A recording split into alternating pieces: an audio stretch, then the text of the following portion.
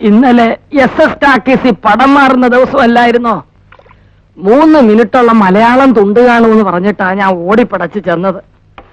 തുണ്ട് വരുമെന്ന് കാത്ത് തീരണത് വരെ ഇരുന്നു. എനിക്കാണ് എങ്ങുമില്ലാത്ത ദേഷ്യം വന്നു. എനിക്ക് മാത്രമല്ല, എന്നെപ്പോലെ വിവരമുള്ളവര് വേറെ ഉണ്ടായിരുന്നു.